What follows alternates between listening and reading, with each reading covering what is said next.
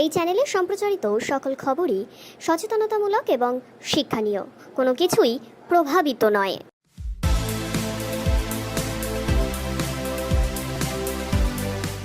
Hawker উচ্ছেদকে ঘিরে চলছে একাধিক রাজনৈতিক তর্ক বিতর্ক। তারই মধ্যে প্রত্যেক দোকান উচ্ছেদের কিন্তু নোটিশ ইতিমধ্যেই পেয়ে গিয়েছেন দোকানদারেরা। সময়সীমা মাত্র 15 দিন। দুশ্চিন্তায় ঘুম উড়েছে শান্তিপুর রেল স্টেশন সংলগ্ন প্রায় 300 দোকানদারের। শান্তিপুর রেল স্টেশন সংলগ্ন 40-50 বছর ধরে দোকান চালানো পরিবারের দুশ্চিন্তায় ঘুম উড়েছে। সেখানে কেউ কেউ দোকানদারি করতেন 40-50 বছর ধরে। যদিও সম্প্রতি কেন্দ্রীয় সরকার ঘোষিত অমৃত মহোৎসব প্রকল্পে রেল স্টেশন এবং সংলগ্ন এলাকায় ব্যাপক উন্নতি সাধনের কথা তারা জানিয়েছেন। জানতেন উঠেও যেতে হবে তাকে। এভাবে পুনর্বাসনের কোনো রকম আলোচনা ছাড়া কিংবা মাত্র 15 দিনের সময়সীমার মধ্যে তা কখনোই ভাবেননি। সামনেই বিশ্বকর্মা দুর্গাপুজো, কালী পুজো, জগদ্ধাত্রী, রাস, একের পর এক পুজো এবং উৎসব। জগৎ বিখ্যাত তাঁত শাড়ির জন্য রাজ্য তথা দেশের বিভিন্ন প্রান্ত থেকে এই সময় কাতারে কাতারে আসেন মানুষজন। সেই প্রতীক্ষায় থাকতে হয় সারা বছর। আর সেই সময় যদি দোকান গুটিয়ে নিয়ে চলে যেতে হয় তাহলে তো দুশ্চিন্তায় ঘুম উড়বেই।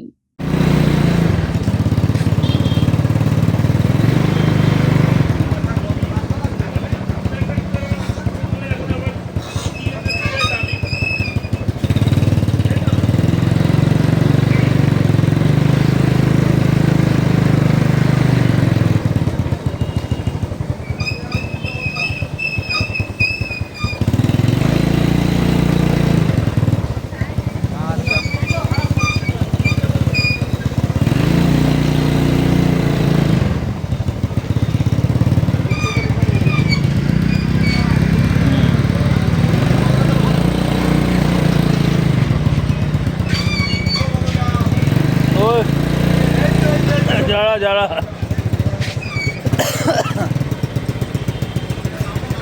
একটার সময়।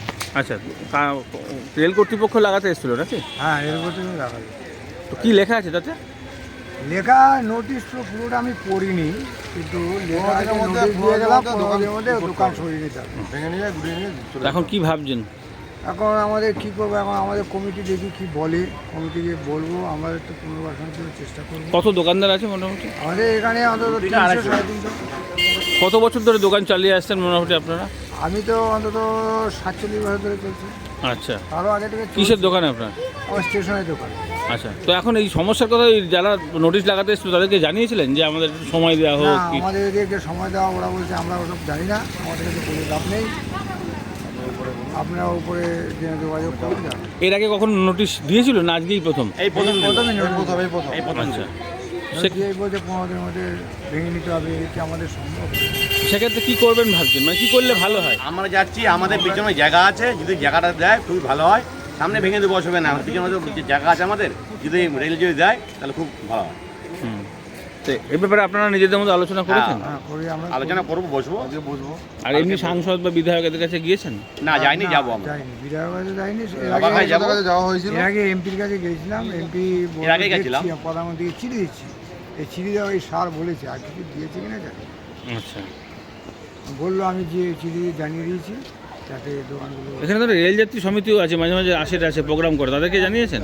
না, তাদেরকেও জানানো হয়। জানা হয়নি, আচ্ছা। আমরা যাবো। একবার জানিয়েছিলাম, আমরা তো বুঝতেও পারিনি এই যে এরকম হবে, হঠাৎ করে আজকে নোটিশটা দেওয়া হলো না।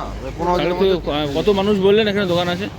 300-350 দোকান আছে, সব মিলিয়ে। টোটাল তাহলে তো সবারই তো দুশ্চিন্তাই এবার। হ্যাঁ, সবাই এর উপরে নির্ভরশীল, যাদের সংসার আছে আছে সব এর উপরে। কি নাম আপনার? আমার নাম তপন দেব। কিসের দোকান? স্টেশনের দোকান। আনুমানিক হয়তো 1-1:30টার মধ্যে দিয়েছে। তা এখন কথা হয়েছে, আমাদের গতকাল আরপিএফ রানাঘাট অফিস থেকে এসেছিল ইন্সপেক্টর, এসে আমাদেরকে ডেকে বলেছে অবিলম্বে উঠে যেতে হবে। আমরা বললাম স্যার, আমাদের তো রেলের পেছনে অনেক জায়গা আছে, আমরা কাজ করতে দেব, রেলের কাজ আমরা কোনো রকম কোনো দোকানদার বাধা সৃষ্টি করবে না, এটা আমরা প্রথম থেকেই বলেছি। এবং আমরা সবাই মিলে একটা যে আলোচনায় বসেছিলাম, সবাইকে একমতে এনেছি যে শান্তিপুর রেল স্টেশন অমৃত ভারত প্রকল্প হবে, এটা সারা ভারতবর্ষে হচ্ছে, আমরা পূর্ণ সহযোগিতা করব, কোনো দোকানদার বাধা দিতে পারবে না, এটা আমাদের প্রথম সিদ্ধান্ত হয়েছে। আমরা সবাই এটা একমত হয়ে আমরা আরপিএফকে জানিয়েছি যে স্যার আমরা কোনো রকম বাধা সৃষ্টি করব না, কিন্তু আমাদের কথা হচ্ছে আমরা আজকে 30, 35, 40 বছরে কেউ আছে দোকানদার, এটার উপর আমাদের নির্ভরশীল। হ্যাঁ, আমরা এটা করে মানে আমাদের রুজি রোজগার, এখন যদি হঠাৎ করে আমাদের তুলে দেওয়া হয় তাহলে আমাদের খুবই বিপদের সম্মুখীন হতে হবে। এরকম কি আত্মহত্যার পথ বেছে নিতে হতে পারে। এখানকে দোকান করে যে কেউ বিশাল কিছু করতে পারছে তা নয়, কোনো রকম দিন গুজরানো হয়। তা আমাদের কথা হয়েছে শান্তিপুরে অনেকটা জায়গায় আছে, রেলের প্রচুর জায়গা আছে, আমরা যেখানে দোকানদারি বর্তমান করছি আমাদের তুলে দিই, তাতে আমাদের আপত্তি নেই, কিন্তু পাশাপাশি আমাদের যে জায়গাগুলো ব্ল্যাঙ্ক পড়ে আছে ফাঁকা, সেই জায়গায় আমাদের পুনর্বাসন একটু দেওয়া হোক, এই আবেদন আমরা রেল কর্তৃপক্ষের কাছে রাখবো। এর আগে কখনো নোটিশ পেয়েছিলেন এই ধরনের? আমরা এর আগে নোটিশ দেয়নি, মৌখিক একটা বলেছিল। আচ্ছা, এই যে কথাগুলো দুঃখ দুর্দশার কথা, এটা কি রেল কর্তৃপক্ষের কাছে পৌঁছাতে পারছেন? আমরা পৌঁছাতে পারিনি। আমরা এর আগে মৌখিকভাবে আমরা জানিয়ে এসেছি সাংসদকে এবং আমাদের এমএলএকেও আমরা জানিয়েছিলাম। হ্যাঁ, মৌখিকভাবে সব জানানো হয়েছিল। তারপর সাংসদ বলেছিল আমার কাছে একটা পিটিশন করো, হ্যাঁ আমি দেখছি কি করা যায়। যেহেতু প্রধানমন্ত্রী আমাদের গরিবদের জন্য কী করছে, ঘর দিচ্ছে, বাসস্থান দিচ্ছে, তাহলে তোমাদেরও সেই রুজি রোজগারের জন্য আশা করি পুনর্বাসনের ব্যবস্থা হবে। এই কথা আমাদের সাংসদ মৌখিকভাবে বলেছিল। তাও আমরা বলো স্যার আপনি একটু চেষ্টা করে আপনি করতে পারবেন, এই আশা রেখে আবার দ্বিতীয় দিন গিয়েছিলাম। দ্বিতীয় দিনও মৌখিকভাবে বলেছি, তারপর বললে উনি একটা পিটিশন করো। আমরা দলগতভাবে, মানে দলগত বলতে কি, মানে আমরা দোকানদাররা মিলে ইউনিয়নভুক্ত আপনারা আছেন, মানে কোনো বাজার ব্যবসায়ী বা ইউনিয়ন নেই, আমরা দোকানদার আছি। আমরা দোকানদারই সব। হ্যাঁ, কিন্তু ইউনিয়নের মধ্যে কত দোকানদার আছেন মোটামুটি? আমরা প্রায় ধরেন 300-250 মতো দোকানদার এই অঞ্চলে আছে। 300 মতো নয়। এখন কি সবাই মিলে আবার লিখিতভাবে জানাবেন? আমরা জানিয়ে এসেছি সাংসদকে, যখন এর আগে প্রক্রিয়া চলছিল আমাদের মৌখিকভাবে যখন বলেছিল ডেকে আরপিএফরা, তখনই আমরা সাংসদের সাথে যোগাযোগ করি। সাংসদভাবে আমরা লিখিত একটা পিটিশন করে এসেছি।